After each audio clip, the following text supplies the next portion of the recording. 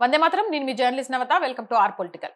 2029 సార్వత్రిక ఎన్నికల ముందు మహిళా రిజర్వేషన్ల బిల్లుతో సహా లోక్సభ సీట్లను పెంచాలనే బీజేపీ కలకు బ్రేక్ పడింది. లోక్సభలో శుక్రవారం ప్రవేశపెట్టిన 131వ రాజ్యాంగ సవరణ బిల్లు వీగిపోయింది. దీంతో మహిళా బిల్లుతో సహా మరో బిల్లును కేంద్రం ఉపసంహరించుకుంది. 2/3 వంతు మద్దతుతో ఎన్డీఏ ప్రభుత్వం కూడగట్టలేకపోయింది. బయట నుంచి చూస్తే ఇది బీజేపీకి ఘోర పరాజయంగా కనిపించవచ్చు. కానీ రాజకీయంగా ఇది బీజేపీకి విజయమే అని విశ్లేషకులు భావిస్తున్నారు. ఈ మొత్తం ఎపిసోడ్ లో ఓడిపోయి గెలిచింది బీజేపీ, గెలిచి ఓడిపోయింది కాంగ్రెస్ అని రాజకీయ విశ్లేషకులు అంటున్నారు. లోక్సభలో బిల్లుకు వ్యతిరేకంగా ఓట్లు పడిన తర్వాత కేంద్ర మంత్రి కిరణ్ రిజిజు మాట్లాడుతూ ఒక చారిత్రాత్మక బిల్లును ప్రతిపక్షాలు అడ్డుకున్నాయని విమర్శించారు. మహిళా బిల్లును అడ్డుకున్నారని మండిపడ్డారు. అయితే తమ పోరాటం కొనసాగుతుందని స్పష్టం చేశారు. బీజేపీకి సంఖ్యాబలం లేదని ముందే తెలుసు, కానీ ప్రతిపక్షాల నుంచి మద్దతు వస్తుందని ఊహించారు. ఒకవేళ ఓడిపోతే ప్లాన్ బి కి కూడా బీజేపీ సిద్ధంగా ఉంది. ఇప్పుడు గెలిచానా ఓడానా క్రెడిట్ మొత్తం బీజేపీ ఖాతాలోకి వెళ్లినట్లయింది. మహిళా రిజర్వేషన్లకు ప్రతిపక్షాలు కాంగ్రెస్ వ్యతిరేకమని బీజేపీ ఒక రాజకీయ నినాదాన్ని లేవనెత్తింది. పశ్చిమ బెంగాల్, తమిళనాడు ఎన్నికల ముందు ఇది ఎంతో కొంత ప్రభావం చూపించే అంశంగా మారింది. గురువారం లోక్సభలో ప్రధాని మోడీ మాట్లాడుతూ ఈ బిల్లును వ్యతిరేకించే వారిని దేశంలో మహిళలు క్షమించరని చెప్పారు. అంకెల్లో గెలిచి రాజ్యాంగబద్ధంగా ఓడి మహిళా రిజర్వేషన్లకు సంబంధించి ప్రభుత్వం ప్రవేశపెట్టిన 131వ రాజ్యాంగ సవరణ బిల్లుకు ఓటింగ్ లో అధిక సంఖ్యలో సభ్యులు మద్దతు పలికారు. లోక్సభలో ఓటింగ్ ప్రక్రియలో 528 మంది సభ్యులు పాల్గొనగా 298 మంది అనుకూలంగా ఓటు వేయగా 230 మంది వ్యతిరేకించారు. సాధారణంగా బిల్ అయితే ఇది సులువుగా నెగ్గేది, కానీ రాజ్యాంగ సవరణ కావడంతో దీనికి ప్రత్యేక మెజారిటీ అవసరం. ఈ సాంకేతిక పరిమితి వద్దే ప్రభుత్వం బోల్తా పడింది.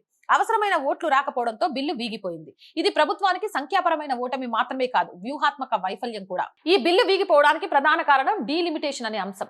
మహిళా కోటా అమలు కావాలంటే లోక్సభ స్థానాల సంఖ్యను 543 నుంచి 850కి పెంచాలని కేంద్రం ప్రతిపాదించింది.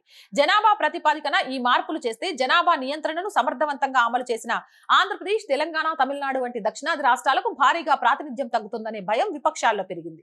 ఇది సమైక్య స్ఫూర్తికి విరుద్ధంగా ఇండి కూటమి ఏకమై గలమెత్తింది. ఉత్తరాది ఆధిపత్యం పెరుగుతుందన్న వాదనతో దక్షిణాది ఎంపీలను విపక్షాలు ఏకం చేయడంలో సఫలమయ్యాయి. ఈ పరిణామం మహిళా లోకానికి ఒక తీరని నిరాశ. ఒకవైపు మహిళా రిజర్వేషన్లకు తాము వ్యతిరేకం కాదని చెబుతూనే విపక్షాలు తమ రాజకీయ ప్రయోజనాల కోసం టెక్నికల్ అంశాలను తెరపైకి తెచ్చాయని బీజేపీ ఆరోపిస్తుంది. ఇక ఇప్పటి నుంచి ప్రతిపక్షాలను, ముఖ్యంగా కాంగ్రెస్ పై బీజేపీ విరుచుకుపడుతుంది.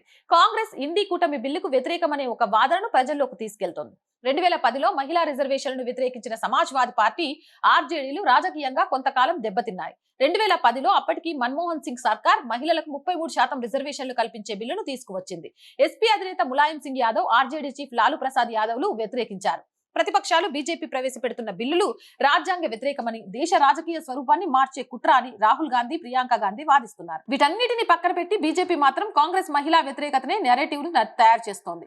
మొత్తానికి బీజేపీ బిల్లుల విషయంలో ఓడిపోయినప్పటికీ రాజకీయ వ్యూహాల్లో మాత్రం గెలిచిందని చెప్తున్నారు. మీరేమంటారు? మీ అభిప్రాయం ఏంటి? కామెంట్ చేయండి. మోర్ వీడియోస్ కోసం our group of channels, our voice, our political, our Sanskriti 3 channels వెంటనే సబ్స్క్రైబ్ చేయండి. అండ్ కంటెంట్ బాగుంది అనిపిస్తే లైక్ చేయండి, షేర్ చేయండి. అండ్ రోజు చెప్తుందేనండి, ఆర్ వాయిస్ ని ఆర్థికంగా ఆదుకునే బాధ్యత మీదే.